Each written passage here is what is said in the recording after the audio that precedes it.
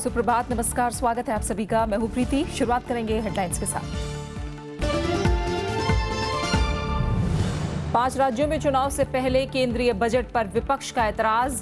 कांग्रेस समेत 16 दलों ने राष्ट्रपति और मुख्य चुनाव आयुक्त को लिखी चिट्ठी। चुनाव पर असर पड़ने की जताई आशंका।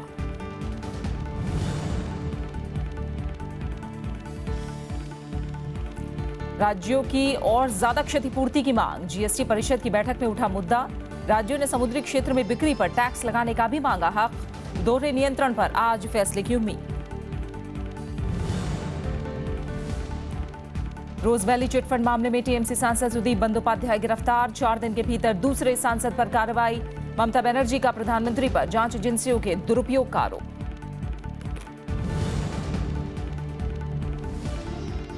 समाजवादी पार्टी के खेमों ने जताया चुनाव चिन्ह पर हक। लखनऊ में मुलायम से मिले अखिलेश, बातचीत बेनतीजा।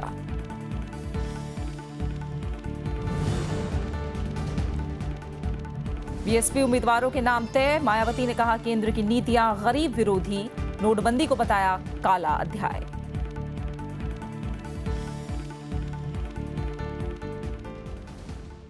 इस बार बजट सत्र 1 महीने पहले शुरू होगा। संसदीय मामलों की मंत्रिमंडल समिति यानी सीसीपीए ने बजट सत्र 31 जनवरी से शुरू करने की सिफारिश की है। राष्ट्रपति का अभिभाषण पहले दिन यानी 31 जनवरी को होगा। आर्थिक सर्वेक्षण भी इसी दिन पेश किया जाएगा, जबकि केंद्रीय बजट 1 फरवरी को पेश किया जाना है। गृहमंत्री राजनाथ सिंह की अगुवाई में सीसीपीए ने यह फैसला किया। बैठक में संसदीय कार्य मंत्री अनंत कुमार और कानून मंत्री रविशंकर प्रसाद भी शामिल थे। सीसीपीए की ये सिफारिशें राष्ट्रपति के पास भेज दी गई हैं।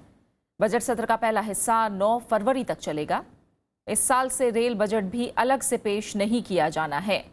सरकार का 1 महीने पहले बजट पेश करने के पीछे मंशा है कि बजट से जुड़ी सारी प्रक्रिया 31 मार्च तक पूरी हो जाए। इससे सरकारी योजनाओं के लिए धन का आवंटन 1 अप्रैल से हो जाएगा। इसी दिन से वित्त वर्ष की शुरुआत होती है।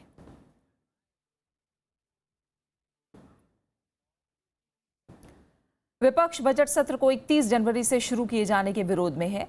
अंग्रेजी अखबार में छपी खबर के मुताबिक कांग्रेस समेत विपक्ष के 16 दलों ने हफ्ते की शुरुआत में राष्ट्रपति प्रणब मुखर्जी और चुनाव आयोग को चिट्ठी लिखी है। विपक्ष ने आरोप लगाया है कि सरकार जल्दी बजट पेश करके 5 राज्यों में होने वाले विधानसभा चुनाव में फायदा उठाना चाहती है। संसदीय मामलों की मंत्रिमंडल समिति यानी सीसीपीए ने 31 जनवरी से शुरू करने की सिफारिश की थी। एक राज्य से दूसरे राज्य में सामान लाने ले जाने पर जीएसटी के कौन से नियम लागू होंगे, इस पर आईजीएसटी पर मंगलवार को जीएसटी काउंसिल में सहमति बन गई है। इस बैठक का अहम मुद्दा दोहरा कर नियंत्रण है, जिस पर आज फैसला होने की उम्मीद है। जीएसटी परिषद की 8वीं बैठक के पहले दिन 6 बड़े सेक्टरों पर चर्चा हुई। देर शाम तक चली बैठक में उद्योग और वाणिज्य, रेलवे, इलेक्ट्रॉनिक्स, टेलीकॉम और आईटी पर जीएसटी के असर की समीक्षा की गई। There were several other issues relating to GST which were discussed, and on some things modifications were made, on something it was not. Very important in all of this is we haven't even been able to touch the dual control issue, which is fundamental to this process. बैठक का अहम मकसद दोहरे कर नियंत्रण के मुद्दे पर सहमति बनाना है। हालांकि पहले दिन इस पर चर्चा नहीं हो सकी। दोहरे नियंत्रण के तहत केंद्र और राज्यों के टैक्स अधिकारियों का अधिकार क्षेत्र तय किया जाना है। वहीं समुद्री तट से सटे राज्यों ने 12 किलोमीटर अंदर तक व्यापार को जीएसटी के तहत लाने की मांग की है। One issue that was discussed at length, in fact for nearly 2 hours, was with regard to how to deal with the territorial waters of India. The current practice is the states collect sale tax from the bunkering charges, sail on high seas and so on. But in the draft law, union was defined to include the territorial waters. Andhra Pradesh ने IGST मसौदा कानून में राज्य की परिभाषा को लेकर ऐतराज जताया है। बैठक के दूसरे दिन आज दोहरे नियंत्रण पर सहमति बनाने की कोशिश होगी। नौ विक्रम सिंह, राज्यसभा टीवी। चिटफंड घोटाले में 4 दिन के भीतर सीबीआई ने तृणमूल कांग्रेस के एक और सांसद को गिरफ्तार कर लिया है। रोज वैली चिटफंड मामले में टीएमसी सांसद सुदीप बंदोपाध्याय को गिरफ्तार किया गया। इसके बाद टीएमसी कार्यकर्ताओं ने कोलकाता में बीजेपी मुख्यालय के बाहर प्रदर्शन किया। वहीं ममता बनर्जी ने जांच एजेंसियों के राजनीतिक बदले के लिए इस्तेमाल का आरोप लगाया है। तृणमूल कांग्रेस सांसद सुदीप बंदोपाध्याय को मंगलवार को रोजवैली चिटफंड गड़बड़ी मामले में पूछताछ के बाद सीबीआई ने गिरफ्तार कर लिया। सीबीआई से तीसरा नोटिस मिलने पर मंगलवार को वो कोलकाता में सीबीआई के सामने पेश हुए थे। सुदीप बंदोपाध्याय की गिरफ्तारी के बाद पश्चिम बंगाल की मुख्यमंत्री ममता बनर्जी ने आपात बैठक बुलाई और इसके खिलाफ बुधवार को आंदोलन शुरू करने का ऐलान किया। उन्होंने आरोप लगाया कि केंद्र सरकार जांच एजेंसियों को बदले की राजनीति के लिए इस्तेमाल कर रही है। আমার অফিসারদের কাছে অ্যাপিল থাকবে, don't play the political dirty game, don't listen this political leaders for this personal purpose or the vendetta purpose, because this government may not in power tomorrow, so every case will be considered and every case we will fight the battle and we want to get the justice also. उधर भुवनेश्वर में Rose Valley chit fund घोटाला मामले में ही तृणमूल कांग्रेस के सांसद तपस Paul को court में पेश किया गया। उन्हें शनिवार को सीबीआई ने कोलकाता से गिरफ्तार किया था। चिटफंड मामले में इससे पहले टीएमसी के सांसद कुणाल घोष और श्रीजॉय बोस के अलावा राज्य सरकार में मंत्री मदन मित्रा को सीबीआई गिरफ्तार कर चुकी है। सुप्रीम कोर्ट के निर्देश पर सीबीआई करोड़ों रुपए के चिटफंड घोटाले की जांच कर रही है। Bureau report, Rajya Sabha TV. Sudip Bandyopadhyay की गिरफ्तारी के बाद कोलकाता में बीजेपी ऑफिस के बाहर तृणमूल कांग्रेस कार्यकर्ताओं ने प्रदर्शन किया। गुस्साए प्रदर्शनकारियों ने तोड़फोड़ की। झड़प में बीजेपी के 15 से ज्यादा कार्यकर्ता घायल हो गए हैं। इसके बाद बीजेपी ऑफिस के बाहर बड़ी तादाद में सीआरपीएफ के जवानों को तैनात कर दिया गया है।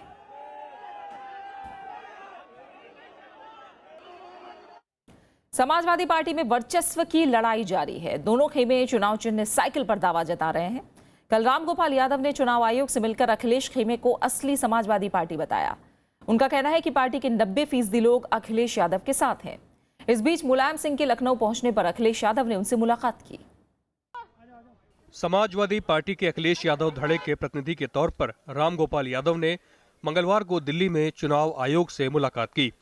आयोग से मुलाकात में उन्होंने अखिलेश खेमे को ही असली समाजवादी पार्टी बताया। पार्टी को मानने के लिए अखिलेश यादव और नेतृत्व वाली पार्टी को ही असली समाजवादी पार्टी माना जाए, ये हमारी प्रेयर है। उधर लखनऊ में समाजवादी पार्टी के शीर्ष नेताओं के बीच मुलाकातों का दौर जारी है। सोमवार को चुनाव आयोग से मिलकर पार्टी पर दावा ठोकने वाले मुलायम सिंह यादव मंगलवार को लखनऊ पहुंच गए। मध्यस्थों की मदद से मुलायम और अखिलेश यादव की मुलाकात भी कराई गई, लेकिन करीब 3 घंटे तक चली इस बैठक में सुलह का कोई फॉर्मूला नहीं बना। हमारा कार्यकर्ता माननीय अखिलेश जी के साथ है। इसका मतलब ये नहीं कि हम नेताजी के खिलाफ हैं। नेताजी हम सबके आदरणीय हैं। उन्होंने इस पार्टी की नींव रखी है और उनका सम्मान हमेशा बना रहेगा, लेकिन हम चुनाव में माननीय अखिलेश जी के नेतृत्व में जाने के लिए तैयार हैं और उसी हिसाब से तैयारी कर। नेताजी के ही मुख्यमंत्री जी भी हैं, इसलिए कार्यकर्ता कहीं भी भ्रम में स्थिति में नहीं है। जानता है कि आज नहीं तो कल नेताजी और मुख्यमंत्री जी सारे लोग बैठ करके इस समस्या का हल निकाल लेंगे।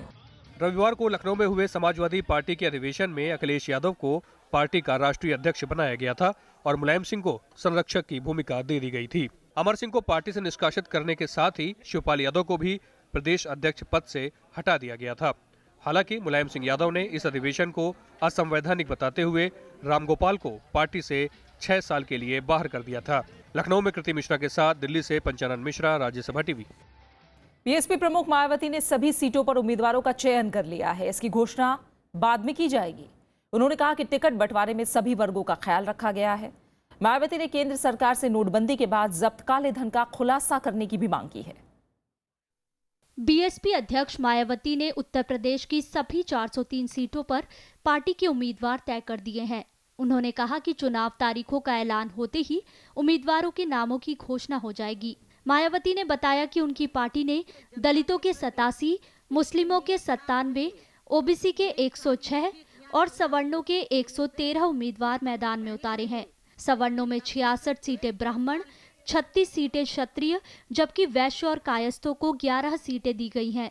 मायावती ने जातिवादी आरोपों को भी खारिज किया। विरोधी पार्टियों के बीएसपी के ऊपर आए दिन लगाए जा रहे इनके सभी जातिवादी आरोपों को सिरे से खारिज करते हुए इस चुनाव में टिकट बंटवारे के मामले में भी अपनी पार्टी की सर्वजन हिताय व सर्वजन सुखाय की नीति पर ही अमल करते हुए उन्हें उसी अनुपात में ही टिकट भी दी है।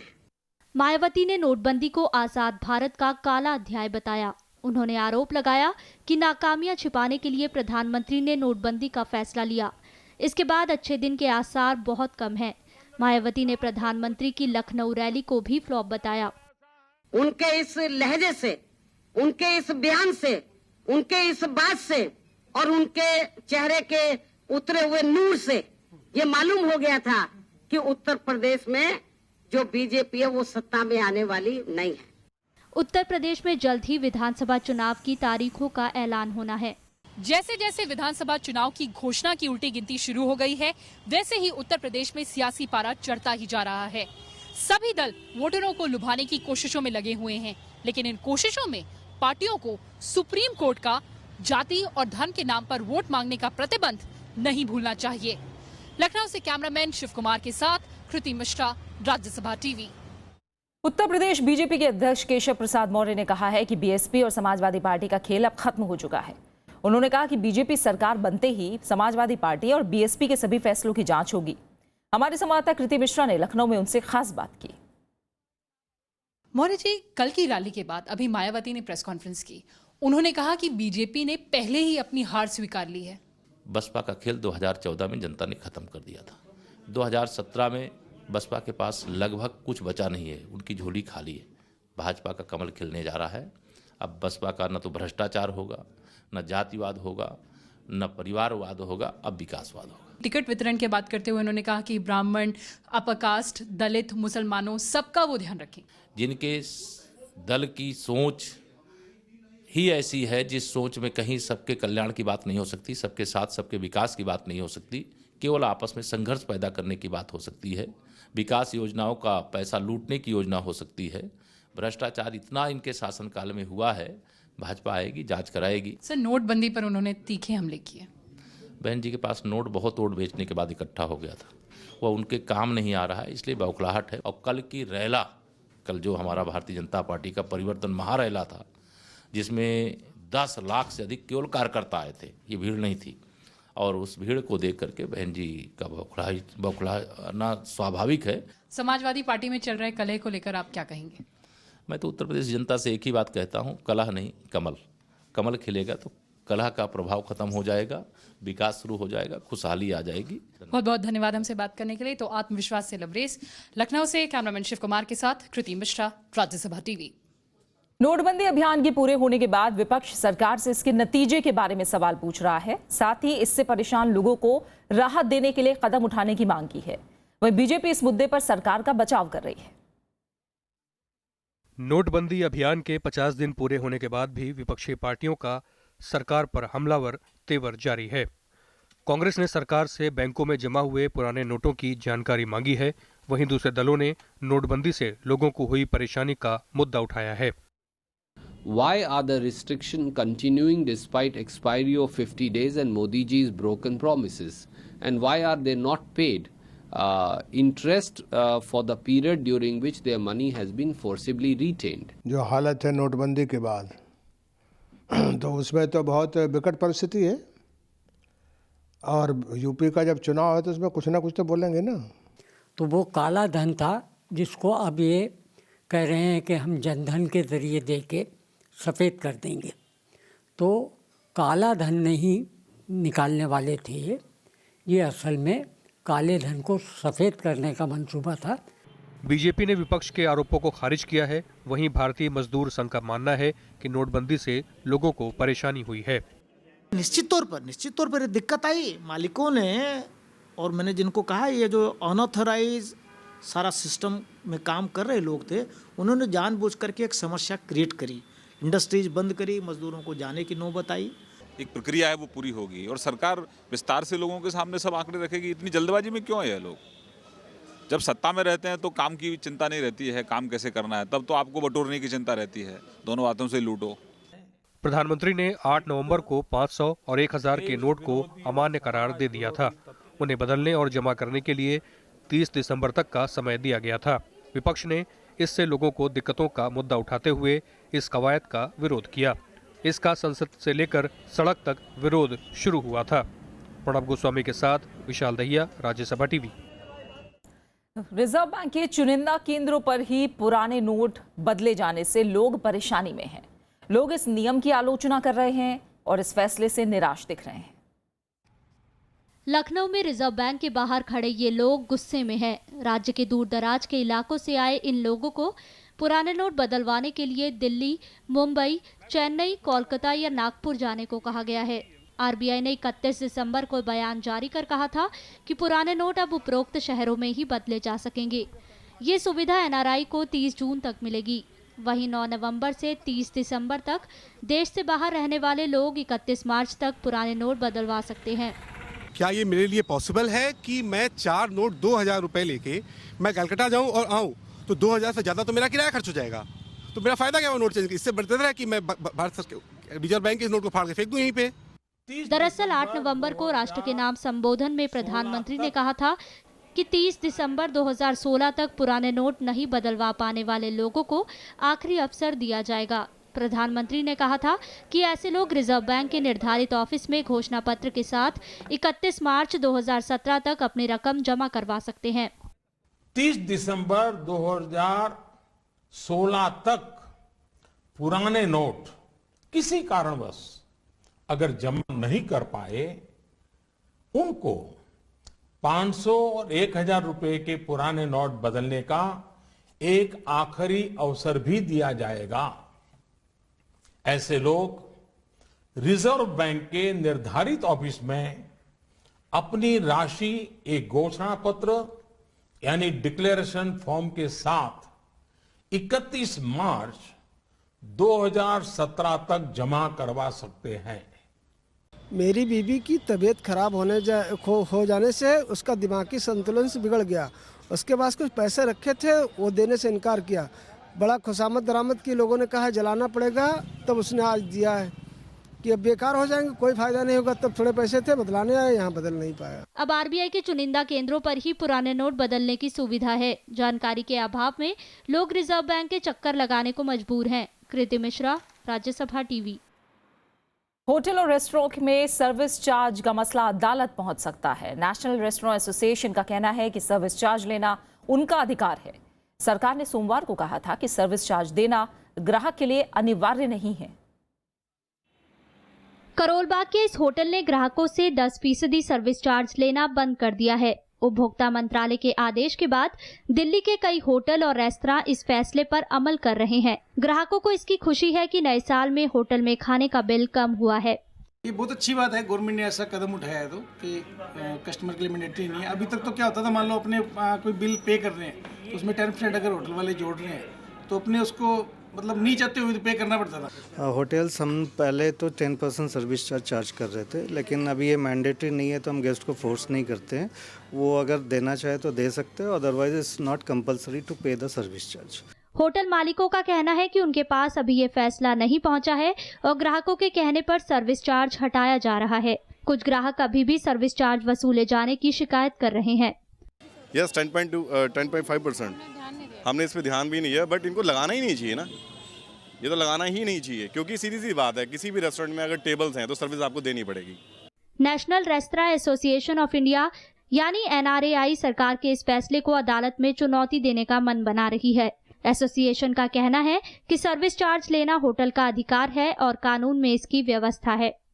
गवर्नमेंट डिपार्टमेंट्स ने भी एक्सेप्ट किया है, क्योंकि उन्होंने हमको भी क्लैरिफिकेशन दी हुई हैं कि ये जो सर्विस चार्ज है वो बिल पे इंक्लूड करके उसके ऊपर entire amount pay, that means ये जो कंपोनेंट है it is also on which the government collects VAT as well as service tax. Hotel और रेस्तरां में सर्विस टैक्स और सर्विस चार्ज वसूला जाता है। सर्विस टैक्स सरकार लेती है और सर्विस चार्ज होटलों के पास रहता है। सर्विस टैक्स की दर 6% है, जबकि सर्विस चार्ज 5 से 20% तक लगता है। होटल की ओर से लगाए जाने वाले सर्विस चार्ज को सरकार ने ग्राहकों को ना देने की छूट क्या दी, तो मुंह का जायका भी बढ़ गया और जेब का हल्का होना भी बंद हो गया। कह सकते हैं कि घर के बाहर जायके की तलाश करने वाले लोगों के लिए नए साल की शुरुआत काफ़ी बेहतरीन तरीके से हुई है। कैमरा पर्सन ओम प्रकाश के साथ अनु दीवान, राज्यसभा टीवी, दिल्ली। बैंकों के भारी एनपीए और अदालतों में ऋण वसूली के लंबित मामलों पर सुप्रीम कोर्ट ने चिंता जाहिर की है। कोर्ट ने केंद्र सरकार से बैंकों और वित्तीय संस्थानों से जुड़े लंबित वसूली मामलों की जानकारी देने को कहा है। सरकार को 10 सालों से ऋण वसूली न्यायाधिकरणों और उनकी अपीलीय इकाइयों में लंबित मामलों की जानकारी देनी होगी। मुख्य न्यायाधीश टीएस ठाकुर की अगुवाई वाली पीठ ने ऋण वसूली के तंत्र पर कुछ सवाल भी पूछे हैं। कोर्ट ने पूछा है कि क्या वसूली न्यायाधिकरणों के पास निश्चित समय सीमा में निर्णय करने की पर्याप्त क्षमता है या नहीं। इससे पहले शीर्ष अदालत ने माना था कि बैंकों का एनपीए कई लाख करोड़ पहुंच गया है और इसकी वसूली की प्रक्रिया तर्कसंगत नहीं है। प्रधानमंत्री नरेंद्र मोदी ने विज्ञान और तकनीक अनुसंधान की विभिन्न शाखाओं को बढ़ावा देने पर जोर दिया है। साथ ही वैज्ञानिकों से विनाशकारी तकनीकों पर नजर रखने को कहा है।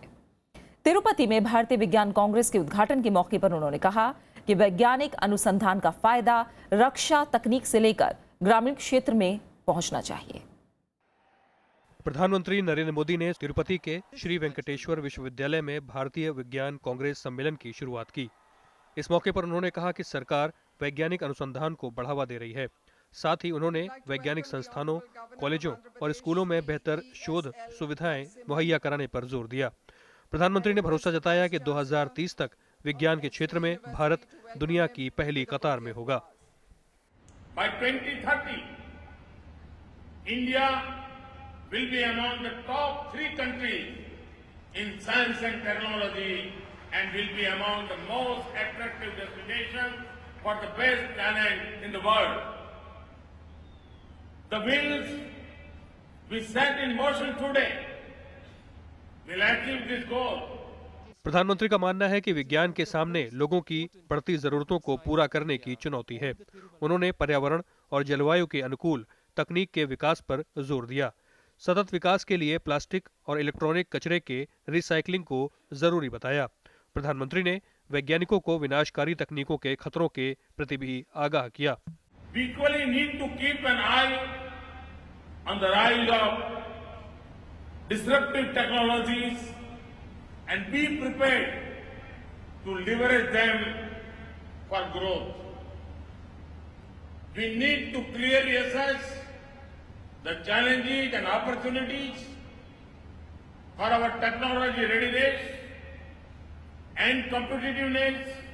प्रधानमंत्री ने इस मौके पर कई वैज्ञानिकों को सम्मानित भी किया।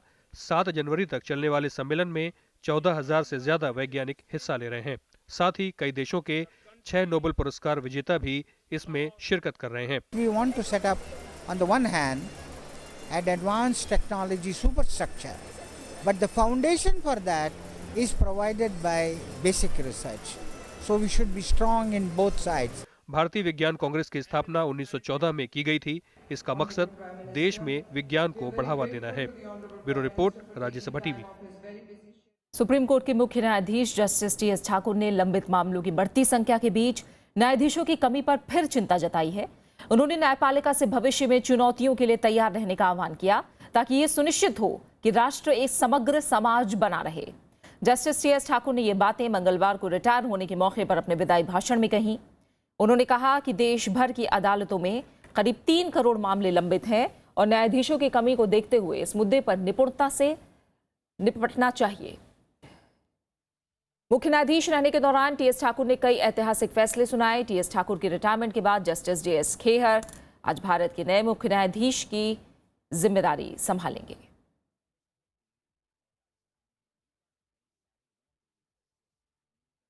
कुछ अहम अंतर्राष्ट्रीय खबरें। सीरिया में हिंसक घटनाओं के चलते विद्रोही गुटों ने शांति वार्ता से हटने की धमकी दी है। मंगलवार को 10 से ज्यादा विद्रोही गुटों ने नए शांति समझौते पर बातचीत नहीं करने के प्रस्ताव पर दस्तखत कर दिए। इससे मौजूदा संघर्ष विराम के टूटने की आशंका बढ़ गई है। विद्रोहियों ने राष्ट्रपति बशर अल असद पर संघर्ष विराम तोड़ने का आरोप लगाते हुए ये फैसला लिया। मंगलवार को इदलिब प्रांत में हुए हवाई हमलों में अलकायदा से जुड़े फतेह अल शाम संगठन के 25 सदस्य मारे गए। सीरिया में रूस और तुर्की के प्रस्ताव पर पिछले हफ्ते संघर्ष विराम लागू किया गया था, लेकिन इसके बाद भी कुछ इलाकों में सेना और विद्रोहियों के बीच हिंसक झड़पें जारी हैं। अमेरिका ने उत्तर कोरिया को किसी भी उकसावे भरी गतिविधि से बचने की सलाह दी है। पेंटागन के प्रेस सचिव पीटर कुक ने कहा कि सभी देशों को उत्तर कोरिया की गतिविधियों के खिलाफ कदम उठाने के लिए कहा जाएगा। हाल ही में उत्तर कोरिया ने अमेरिका तक पहुंच रखने वाले एक मिसाइल के परीक्षण के संकेत दिए थे, जिसके जवाब में अमेरिका की ओर से ये प्रतिक्रिया आई है। पीटर कुक ने कहा कि उत्तर कोरिया के परीक्षण अंतर्राष्ट्रीय कानूनों के अनुरूप नहीं है, लिहाजा सभी देशों को इसके खिलाफ एकजुट होना चाहिए। उन्होंने ये भी बताया कि अमेरिका दक्षिण कोरिया में जल्द से जल्द मिसाइल तंत्र तैनात करने के लिए बातचीत कर रहा है, जिससे उत्तर कोरिया की ओर से की गई कार्रवाई का तुरंत जवाब दिया जा सके। गुरु गोविंद सिंह का 350वें प्रकाश पर्व पूरे हर्ष और उल्लास के साथ मनाया जा रहा है। प्रकाश उत्सव के लिए पटना साहिब में समागमों की शुरुआत हो चुकी है। इसमें शामिल होने के लिए 5 लाख से ज्यादा लोग यहां आए हुए हैं। प्रकाश पर्व के मद्देनजर पटना में हजारों की तादाद में पुलिसकर्मियों के अलावा केंद्र की कई सुरक्षा एजेंसियां भी तैनात हैं। श्रद्धालुओं की सहूलियत के लिए लंगर से लेकर मेडिकल कैंप की भी बेहतरीन सुविधा है। इस काम में 10,000 से ज्यादा स्वयंसेवक लगे हुए हैं। पटना साहिब के पर्व क्षेत्र में 3 जगहों पर विशाल शिविर लगाए गए हैं। भक्तों की भारी भीड़ को देखते हुए सरकार ने सुरक्षा के व्यापक इंतजाम किए हुए हैं। मालिक ने कृपा की है ਤੇ ਸਾਰਾ ਬਿਹਾਰ ਜਿਹੜਾ ਹੈ ਉਹਦੇ ਵਿੱਚ ਬਹਾਰ ਆਈ ਹੋਈ ਹੈ। ਖੁਸ਼ੀਆਂ ਹੈ ਸਾਰਿਆਂ ਦੇ ਵਿੱਚ, ਪਿਆਰ ਦੇ ਨਾਲ ਸਾਰੇ ਸੇਵਾ ਕਰ ਰਹੇ ਨੇ। ਪ੍ਰਕਾਸ਼ ਪੁਰਬ ਸਰਬੱਤ ਸਾਧ ਸੰਗਤ ਬਿਆਨ ਸੰਗਤ ਜੋ ਵਿਸ਼ਵ ਭਰ ਤੋਂ ਪੁਰਬ ਮਨਾ ਰਹੀਆਂ ਨੇ, ਪਟਨਾ ਸਾਹਿਬ ਦੀ ਧਰਤੀ ਦੇ ਮਸਤਕ ਹੋ ਰਹੀਆਂ ਨੇ। ਅਸੀਂ ਧੰਨਵਾਦੀ ਹਾਂ श्री बिहार सरकार दा। खास शख्सियत की बात करते हैं राहुल देव बर्मन, पंचम या सिर्फ आरडी। इस नाम को सुनते ही कानों में हजारों धुनें गूंजने लगती हैं। हिंदी फिल्म संगीत को नई ऊंचाइयों तक ले जाने वाले इस महान संगीतकार की आज पुण्यतिथि है। आइए याद करते हैं पंचम दा को।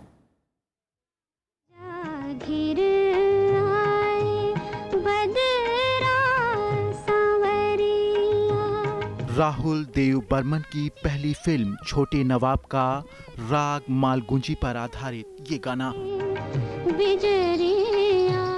और अब वो गाना जिसे सुनकर शम्मी कपूर खुशी से पागल हो गए थे। आजा आजा मैं हूँ प्यार तेरा, अल्लाह अल्लाह इनकार तेरा,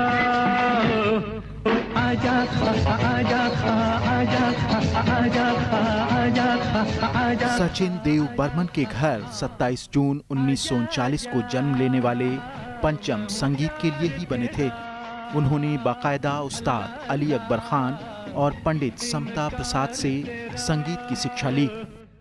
पिता के सहायक के रूप में उन्होंने चलती का नाम गाड़ी, तेरे घर के सामने, बंदनी, गाइड, आराधना जैसी फिल्में की।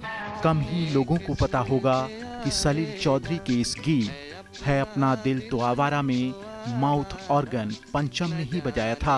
किस पे आएगा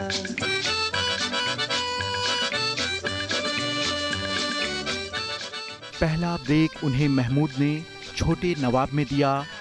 1966 में आई तीसरी कसम के बाद आरडी के संगीत पर पूरा देश झूम रहा था। जाते जाते उन्होंने विधु विनोद चोपड़ा की फिल्म 1942 ए लव स्टोरी का संगीत दिया और उसका संगीत अमर हो गया।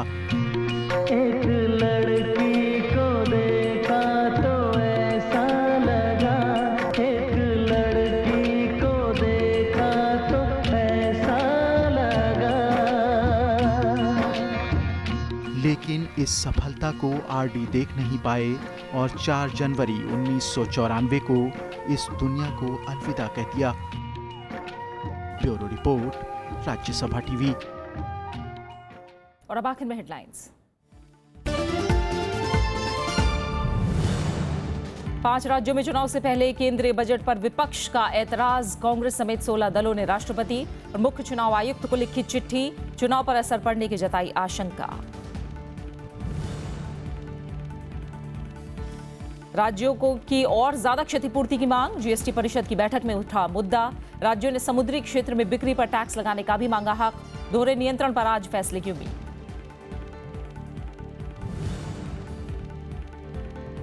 रोज वैली चिटफंड मामले में टीएमसी सांसद सुदीप बंदोपाध्याय गिरफ्तार। 4 दिन के भीतर दूसरे सांसद पर कार्रवाई। ममता बनर्जी का प्रधानमंत्री पर जांच एजेंसियों के दुरुपयोग का आरोप।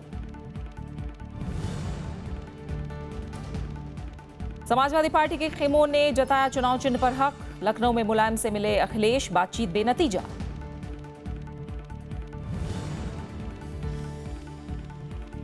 बीएसपी उम्मीदवारों के नाम तय। मायावती ने कहा केंद्र की नीतियां गरीब विरोधी, नोटबंदी को बताया काला अध्याय। और फिलहाल खबरों में इतना ही। आगे देखिए देश देशांतर। नमस्कार।